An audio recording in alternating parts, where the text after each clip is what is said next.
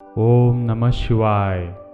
जेव्हा देवाची कृपा आपल्यावर असते तेव्हा आपल्या मनात आणि शरीरात बदल व्हायला सुरुवात होते.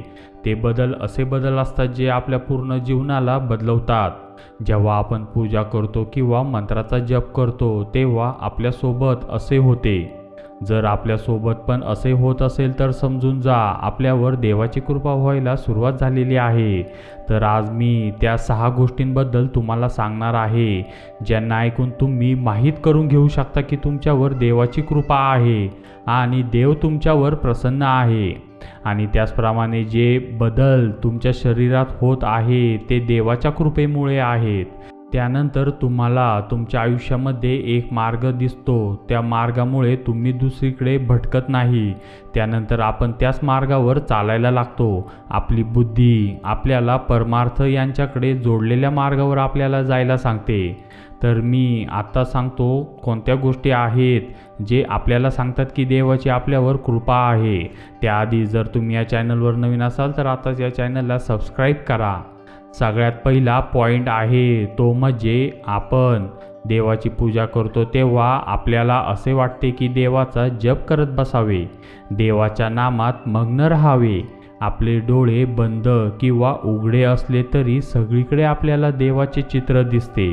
आपण जिथे जातो तिथे आपल्याला देवच दिसतो. आपण लोकांमध्ये भेदभाव करणे विसरून जातो व आपल्याला सगळीकडे देवच दिसू लागतो.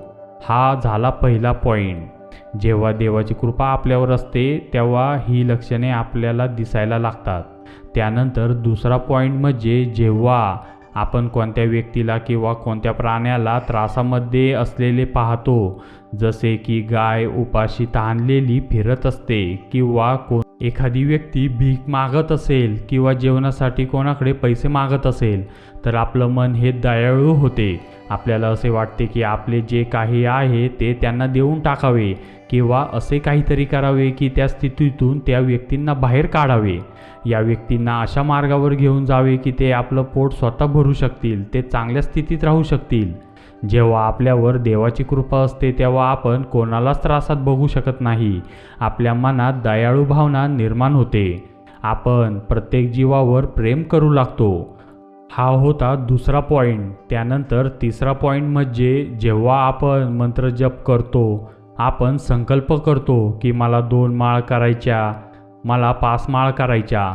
जसजसे आपण मंत्र जपायला सुरुवात करतो तसं आपलं मन आनंदी आणि प्रफुल्लित व्हायला सुरुवात होते. आपण आपल्याला थांबवू शकत नाही. आपण 5 माळ करून आपण माळ वाढवत जातो तरीही आपल्याला थकल्यासारखे वाटत नाही. आपले हात पाय दुखतात असे सुद्धा आपल्याला वाटत नाही. आपण सगळं विसरून जातो की आपल्याला कामाला जायचे आहे किंवा आपल्या घरातली आपली वाट बघत आहे. काहीही लक्षात नसतं. तेव्हा फक्त देवाची कृपा आपल्याला लाभत आहे हेच फक्त आपल्या लक्षात असते आणि देवाच्या नावात मग्न होऊन जावे असे वाटते. आपण मंत्राचा जप करत जातो कारण जी ऊर्जा असते ती आपल्यावर देवाची कृपा करायला सुरुवात करते. तर हा होता तिसरा पॉईंट जो आपल्याला सांगतो की आपल्यावर देवाची कृपा आहे. आता चौथा पॉईंट आहे तो म्हणजे जर आपण कोणाचा अपघात बघतो किंवा भांडणे बघतो किंवा पैशासंबंधी होणारी भांडणे बघतो तेव्हा असं वाटतं की हे सगळं सोडून द्यावे. ही सगळी लोक का भांडत आहे?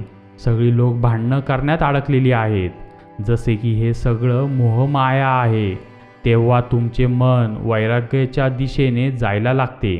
सगळं सोडून द्यावे आणि एकांतात देवाची पूजा करावी, देवाचे नामस्मरण करावे. त्यानंतर शेवटचा पॉईंट आहे की जेव्हा आपण देवाचे नाव ऐकतो, देवाचे गुणगान ऐकतो, त्यानंतर तिथेच थांबावे असे आपल्याला वाटत नाही. जेव्हा आपल्यावर देवाची कृपा असते तेव्हा आपलं मन आपल्याला तिथेच थांबतं. आपल्याला तिथेच बसण्यास आपले मन सांगते. कुठे दुसरीकडे उठून जावं अशी इच्छा आपल्याला होत नाही. देवाचा महिमा ऐकण्याचं आपलं मन करतच राहतं. देवाचं भजन करण्याचं आपले मन सांगते आणि ज्या देवाला आपण पूजा करतो त्या देवाचा जो प्रिय दिवस असतो, जसे की महादेवांचा सोमवार, गणपतीचा मंगळवार, तर आपलं मन आहे ते त्या विशेष दिवशी आनंदी आणि प्रफुल्लित होते. दिवसभर आपण आनंदी असतो. आपल्या मनाला वाटते की पूर्ण दिवस हा देवाच्या कृपेने भरलेला आहे. आपल्याला असं वाटतं की आपण या जगातून कोणत्या तरी वेगळ्याच जगात आलो आहोत आणि आपला देव आपल्यासोबत आहे. अशी अवस्था जेव्हा आपली होते तेव्हा आपल्याला देवाची कृपा निश्चित झालेली असते. आणि यानंतरचा पुढचा पॉईंट आहे तो म्हणजे आपण जेव्हा चिडचिड करत नाही, जसं की आपला राग कुठे गायब झाला आहे ते आपल्यालाच कळत नाही. आपला स्वतःवर विश्वास बसत नाही. कुठली पण अवस्था असू दे, आपली चिडचिड होत नाही. आपल्याला वाटतं चिडावे, पण आपल्या आतमधून राग उत्पन्नच होत नाही. ही देवाचीच कृपा असते जी आपल्या शरीरात, आपल्या जीवनात एवढा बदल करून आणते की आपलं पूर्ण जीवनच बदलून जाते. जेव्हा देवाची कृपा आपल्यावर होते तेव्हा आपलं आध्यात्मिक जीवन बदलून जाते आणि आपण देवाची कृपा, देवाच्या नामस्मरणात रमून जातो. पण तुम्ही खूप साऱ्या लोकांना बघितले असेल जे आधी नोकरी करत होते, जे आधी वेगवेगळ्या उद्योगांमध्ये बिझी होते. त्यांच्यासोबत अशा काही घटना घडल्या की ते देवाच्या सेवेत लागले. तुम्ही वृंदावनमध्ये जा, तुम्हाला तिथे असे अनेक लोक भेटतील ज्यांचे जीवन पूर्ण बदलले आहे. स्वतः भगवंतांनी त्यांना दर्शन देऊन त्यांच्यासोबत अशा घटना घडल्या आहेत ते जे स्वतः सांगतील. तर आपल्याला खूप लोक असे भेटतील.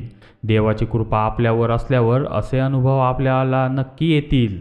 अशा प्रकारे जर हा व्हिडिओ आवडल्यास जास्तीत जास्त शेअर करा आणि जर तुम्ही अजून या चॅनलवर नवीन असाल तर आताच या चॅनलला नक्की सबस्क्राईब करा.